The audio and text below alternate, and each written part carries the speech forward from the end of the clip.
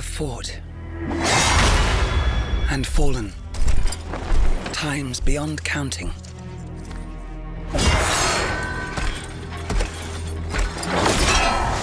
Only to be reforged anew. I feel my humanity dulled, my memories eroded. My burden weighs heavily. In Sigmar's name, we shall bring order to the savage realm. For I am Stormcast, and my war wages eternal.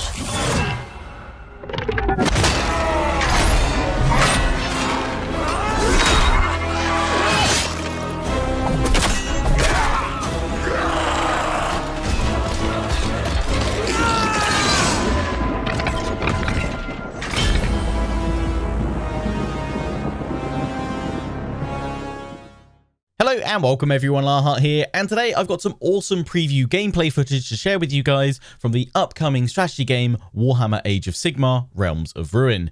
Big thanks to Frontier for inviting me to a digital hands-on event where I was able to play through a story mission from Realms of Ruin as well as play a couple of multiplayer matches. So we were able to record the multiplayer battles from the gameplay preview event. You'll be seeing two battles in my gameplay preview footage today. The first battle I'm playing as the Stormcast Eternals, and the second battle I'm playing as the ORRUK Kruleboyz. Should also say, if you want to get hands-on and play a preview of this game yourselves, then there's going to be an open beta on the 7th of July through to the 10th of July this coming weekend, where you guys can dive into the same battle map and choose between the Stormcast Eternals and the ORRUK Kruleboyz to battle it out in open beta multiplayer. So let me know which of those two factions, Stormcast Eternals or ORRUK Kruleboyz, you're most looking forward to playing as and why.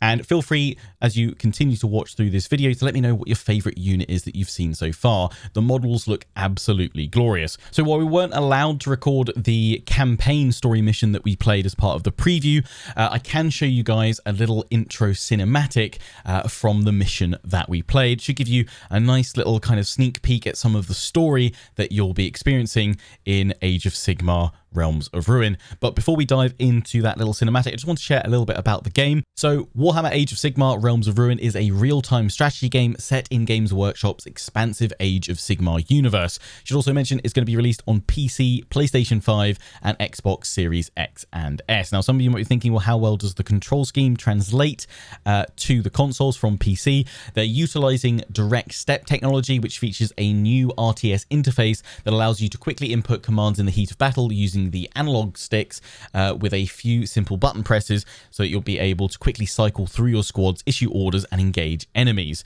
But you can still use traditional mouse and keyboard as well on PC. But it sounds like it'll be a very intuitive system for console players as well. And that'll be important because the game features 4 factions from the Age of Sigmar universe, which will be able to experience a story-driven single-player campaign and compete against Warlords Afar in 1v1 and 2v2 cross-platform online multiplayer modes. So there's hopefully going to be, a reasonable bit of development in that direct step RTS interface technology, so that, you're not going to be at any disadvantage using a controller versus keyboard and mouse, because I know that's often quite a concern that people have with RTS games on console that feature cross-platform multiplayer. Realms of Ruin's story is set in Ghur, the savage realm of beasts, and sees the forces of Order dispatch an army of Stormcast Eternals to support an ailing Dawnbringer fortress settlement against the unrelenting raids from the sinister Kruleboyz, an ORRUK faction who call Ghur their home.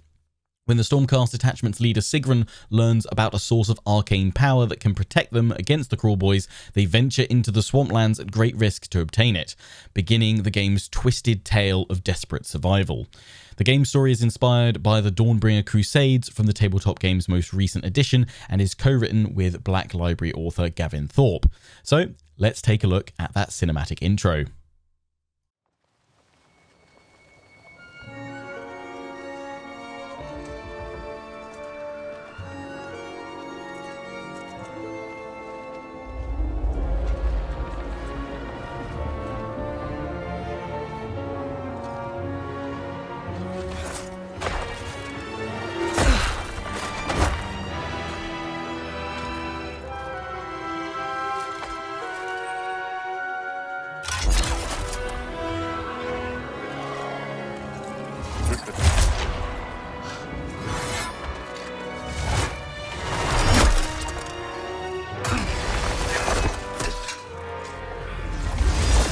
ORRUKs could make a home out of this rotted filth.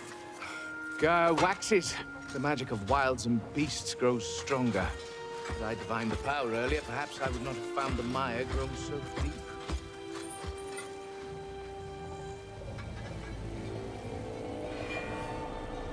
It is more than that. Commander, there is a stench of death about this place. Not just from the ORRUKs. Death comes for everyone. Eventually. Except us. This way. We are reforged anew. Again and again. Until all feeling of pain and caring is lost.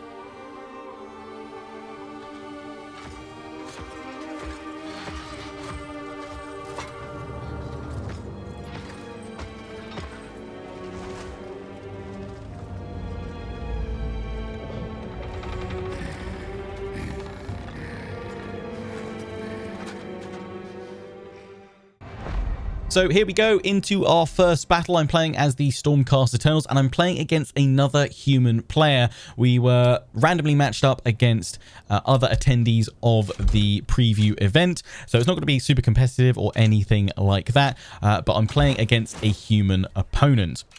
So we're diving straight into this first match. We're on the battlefield now. I'm adding commentary to this post-recording because this was recorded on Frontier's end. This was a digital preview event, so I didn't have a copy of the game on my own system. So obviously, yeah, wasn't able to add commentary live, so I'm trying to remember things as best as possible. If there's anything that you have questions about that you see from the gameplay, feel free to make a comment and I'll do my best to reply in the comment section.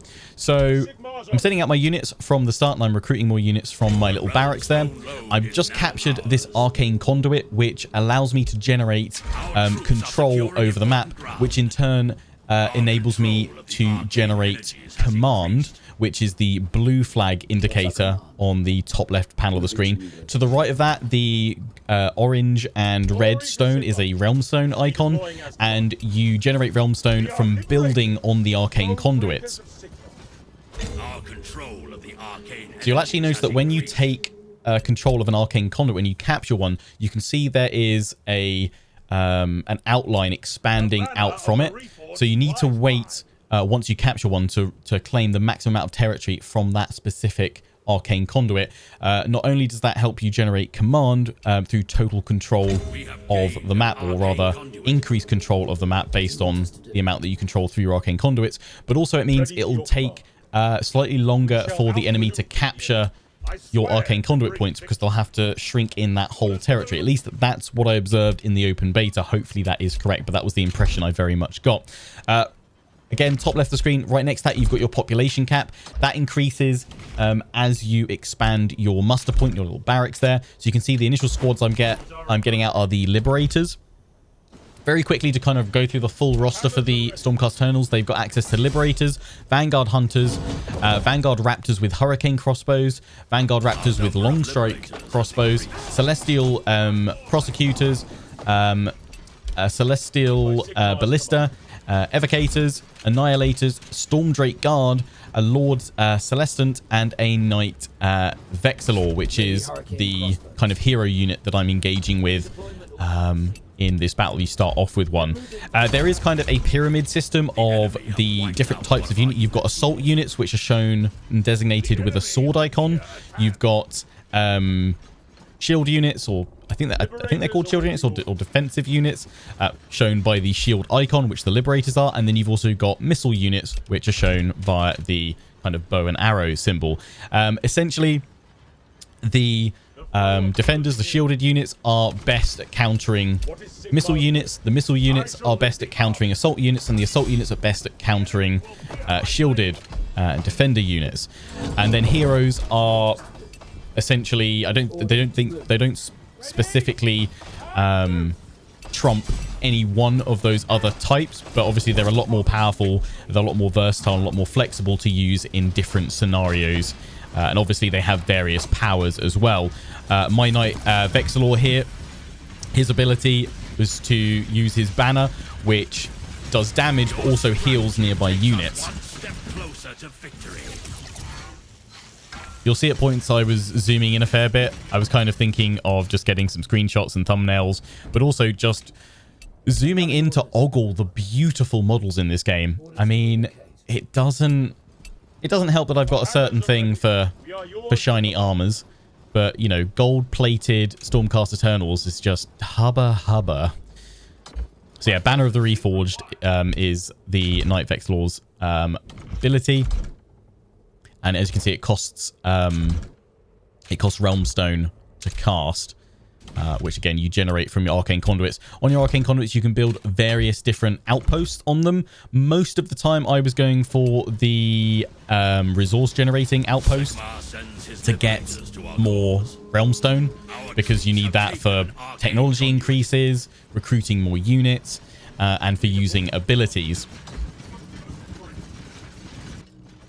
There are one or two other points in there. There's like a heal outpost. There's also a defensive outpost as well. And I think there's like a support one in there as well, or one that does damage to or aids in that. I can't quite remember, so we can see some of them here. Sigmarite Way Shrine, Wrathful Idol, that's a defensive point. And you can upgrade them as well. They've got like a secondary tier. So there's also, you can see the 3 dots underneath the timer in the middle of the screen.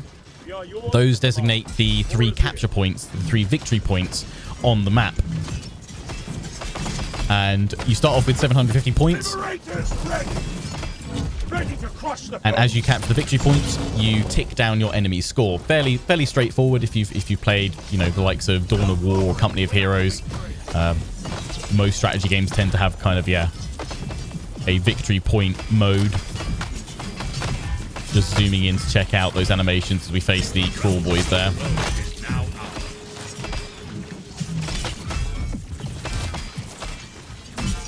So yeah, I didn't know what to expect from the other player that I was facing off against in this event, so I just rushed to capture all the points very early on.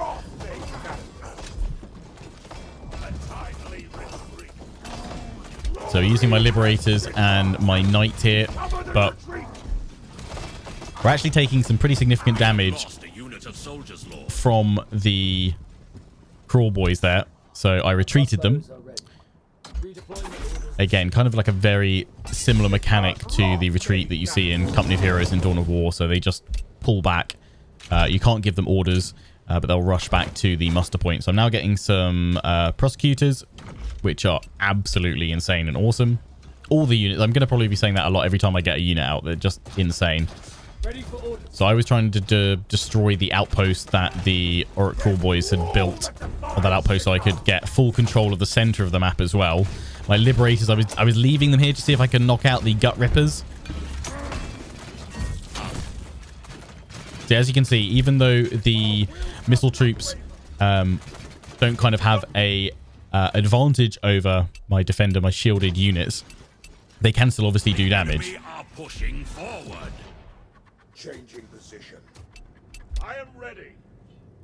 My banner. So it's not kind of necessarily a hard and fast rule that you can never use the unit type that's weakest against another one. You can if you do it in overwhelming force or if they're already weakened. Plus, certain units have different abilities that actually makes them able to essentially counter some of the weaknesses they might normally encounter. And of course, there are troop upgrades that you get through your main outpost at your base that you can use to improve your units. So as the battle goes on, you can actually empower and upgrade some of your troops, give them new abilities, powers, and advantages over the enemy. So you've got like the whole full upgrade menu there. So I'm just having a look at the outpost there, seeing if I can upgrade it to the next one. So from your muster point, you've got 3 options there, which is essentially kind of going through your different tiers, which unlock more powerful units.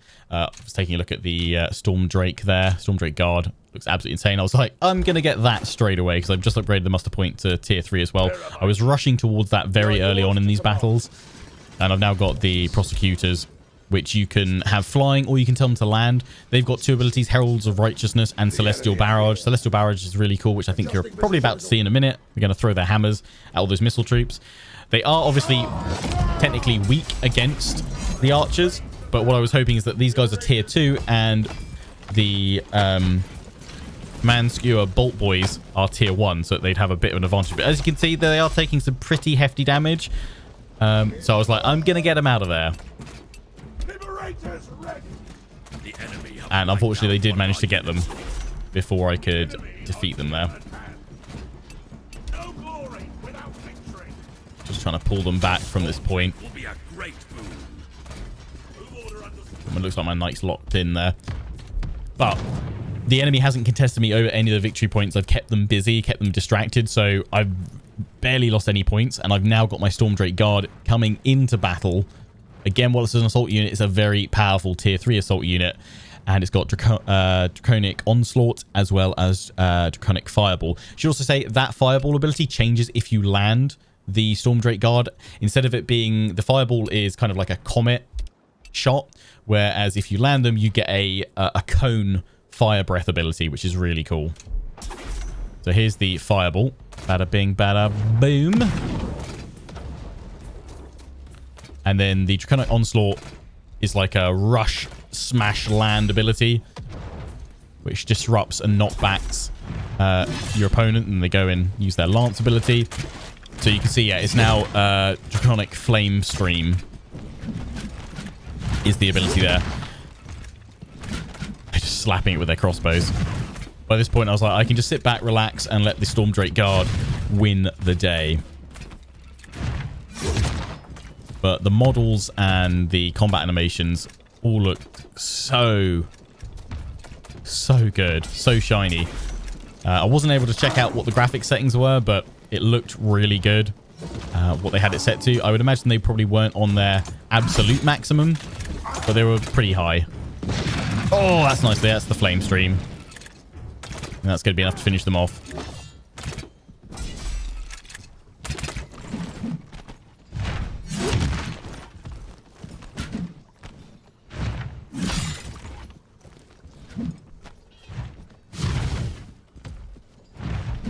Nice.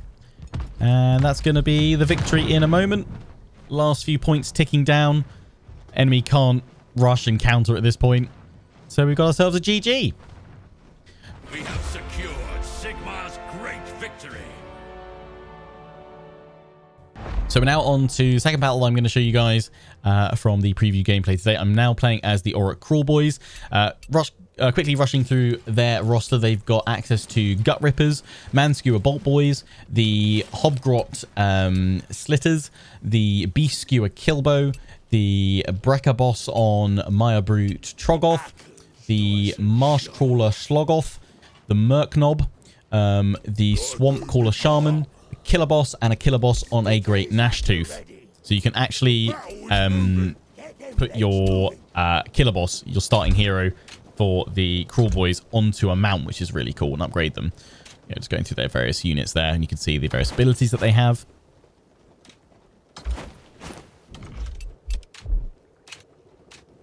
Gut Rippers ready to go. Get them legs moving. So yeah, I'm just rushing out and capturing territory, same as I did before, just to secure some resource generation, both of Command and Realm Stone on the top left. I've got the plotting pit. So yeah, I kind of just want to rush through that tech as quickly as possible. Lion Weight essentially makes them invisible until you give them an attack order, which is quite cool. Yeah, so the Gut Ripper's in there to grab the victory point. We've got to be very close to it to actually capture it. Just grabbing as much territorial control as possible. Just having a quick little look at the various upgrades there. So you can see it's unlocking units as well as tech upgrades. I didn't actually go through any of the tech upgrades in that first battle as a Stormcast. I was just pushing out units like crazy. But there's various upgrades and bonuses you can utilize to make your units even more powerful. The Stormcast ones generally seem to be more about kind of support buffs and powering up their armor, whereas the Kruleboyz typically was about giving them more damage dealing options. I'm just sending up the killer boss on his own. And if you lose your hero, you can re-recruit them back at your mustering point as well.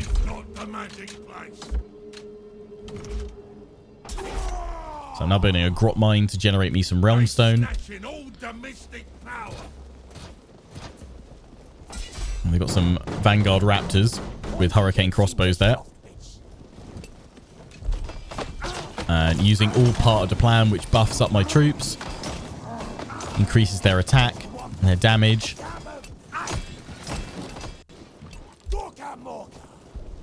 We very quickly gain control of that victory point. But Stormcast Eternals sending in the rest of their force, which I wasn't quite expecting. Scare tactics also, I think, taunts and buffs units. We've got a charge here, so charging on in with my kill boss.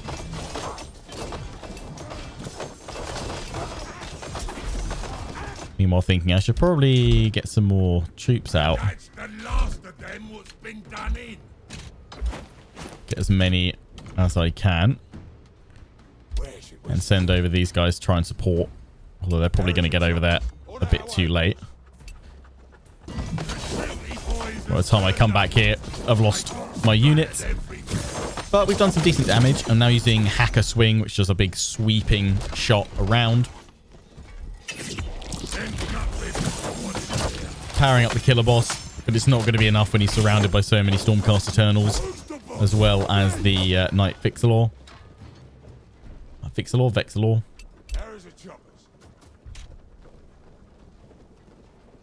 So I kind of catch my reinforcements and decide to... Am I going to decide to pull them back, or I'm going to go in? No, I'm going to go in. Okay. Past Lionheart was more ballsy. Current Lionheart's like, oh, maybe I should retreat with those guys. But I don't have control of this recorded gameplay, so no. You can also heal your units from your muster point as well.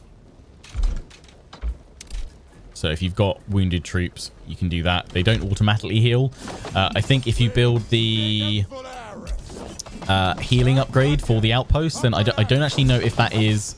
I think that just gives you the ability to heal units when you cast the ability. I don't think there's any kind of passive healing by just standing near to it. Trying to remember from the gameplay. I mean, you guys will probably have all the answers to this when you dive into the open beta over this weekend, the 7th to the 10th of July. But yeah, hopefully this could be a bit of a prep for you. Stormcast Eternals, my recommendation is yes, get the Stormdrake Guard. They're great.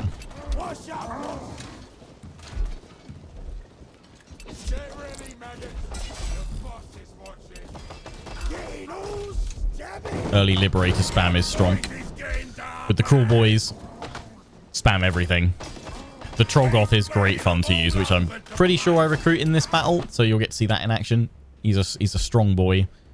I think we also got the Sloggoth as well, and it wasn't in this battle, but in another one which I'm not showing you guys today. I also got the Merc Knob, who is very powerful, very solid unit if you can get him.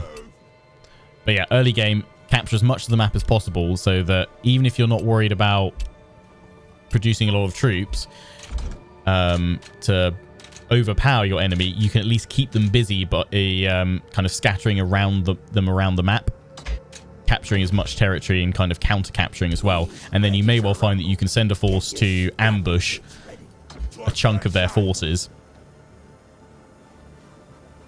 while they're split up trying to capture all the points.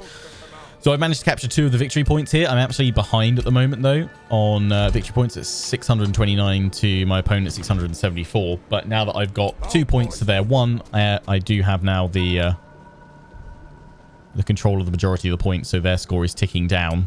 I should hopefully bring it level. And unless they contest those other points, they're going to be in trouble. At this point, I decided, seeing as the Stormcast had pulled back, I presume to heal. I was going to go capture the 3rd victory point as well and really speed up the conquering. So at this point, we've just got to tier 2. So I'd unlocked the Slogoth there and the Swamp Caller Shaman.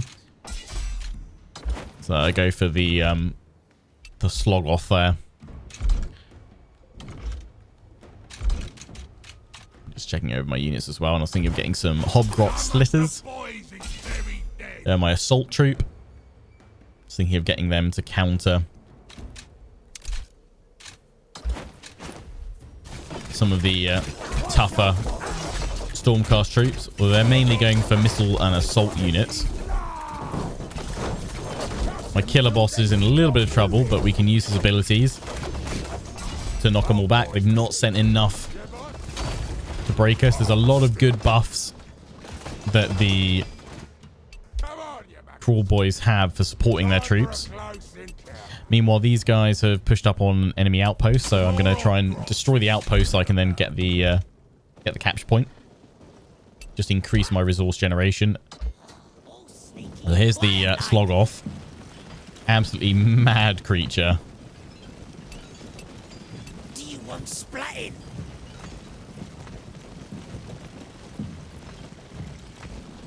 There's a main ability. It's got Spotter Crew, which increases vision, but it's also got catch-in nets, so it can restrict the movement of enemy units. Managed to find the Knight Vexilor. They're kind of just grabbing everybody that we can. Sending those 2 units back to heal on up, and these guys go capture that other point to the north of the victory point there. We send the rest of them through. See if we can grab that central point.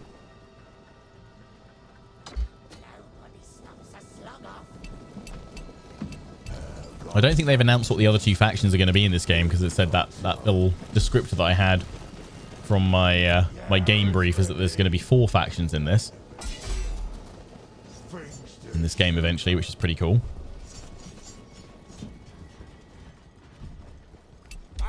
Any ideas on what we think the other 2 factions will be eventually? And they reveal them. I assume there's the I don't know what their post-launch content will be like, but I assume there's the potential to add in more factions, more units and things like that through updates and DLC. I'll certainly be playing through the single-player campaign and doing a full Let's Play of that here on the channel when I either get early access or at release. And I've got to admit, I really enjoyed the multiplayer for this. They're pretty fast-paced. I did have a longer battle towards the end. I would have shown that one. Unfortunately, we didn't actually get time to complete it in the confines of the preview event, which is a shame because that one was much closer. I think one of the devs jumped in there to face off against me, and that was, you know, we were fighting pretty much singular point on point, and that was pretty fraught. So you can have much longer battles in this for sure. This one's certainly a bit longer than the first one, but all kind of depends on your playstyle strategy and how you're able to manipulate and shape control of the map and the various points on there as well.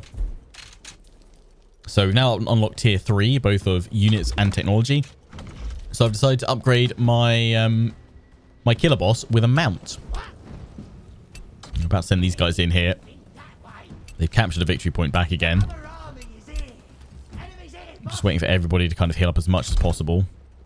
And I'm also getting a Trogoth. Just using the catch-in net ability, so you can see it's out in an arc. They're now all stunned as well, and they're locked in, so it actually stops them fighting. Doesn't last that long, but could be useful in a pinch. We've sent the rest of my forces in. We've also got the Trogoth. Got a charge ability and breaker harness. These guys are really struggling because I didn't get my reinforcements there in time. My killer boss is about to get his mount upgrade, which obviously increases speed and everything else. Start getting a Merc Knob and some more Gut Rippers as well. There we go. Killer boss has now got a Great Gnash Tooth mount, which is really cool. Again, I can't get over how good the models look in this. Absolutely stunning.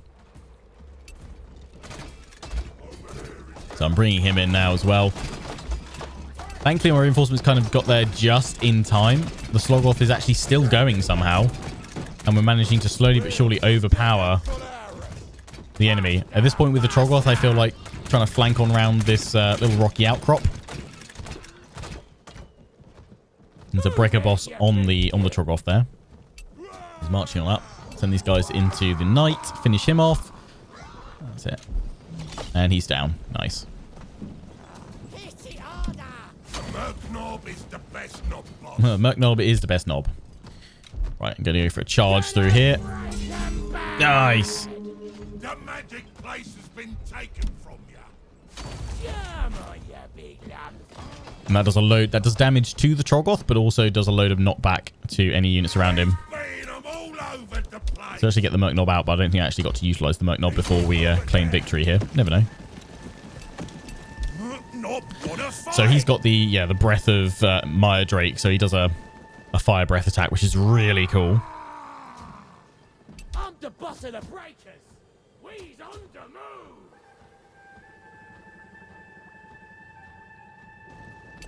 He's ready to rumble. That's up. The boss is talking. Oh, time to break stuff. I see kits from up here. Beast Breaker boss killed them all. Found some gits to mash. I'm sending in the Troggoth here, but their points are rapidly dropping, so I decided to throw everything I've got at it. But there's the victory. Just the Troggoth unleashes his full fury. So there we have it. Those are the two battles I'm sharing with you guys today from my my preview access of Warhammer Age of Sigmar Realms of Ruin. I hope you enjoyed it. Feel free to let me know your thoughts down in the comment section. I'm really looking forward to this one. I've personally actually never played Age of Sigmar. I've played 40k, Chaos Space Marine World Eaters. I've also got some Necrons that I really need to build, but I've never got into Age of Sigmar. So if you collect Age of Sigmar, what armies do you collect and why? And yeah, I promised myself I mustn't buy any more models until I've made the ones that I still haven't made. Says every Warhammer collector. Yep. Anyway, until the next one, I hope you've enjoyed again. Big thanks to Frontier for the preview access. Don't forget to check out the open beta. It's available for all of you. I'll probably put a link to where you can sign up for it and check it out and get notifications. 7th of July until the 10th. Let me know your thoughts once you've had a play. Till the next one, take care. And ciao for now.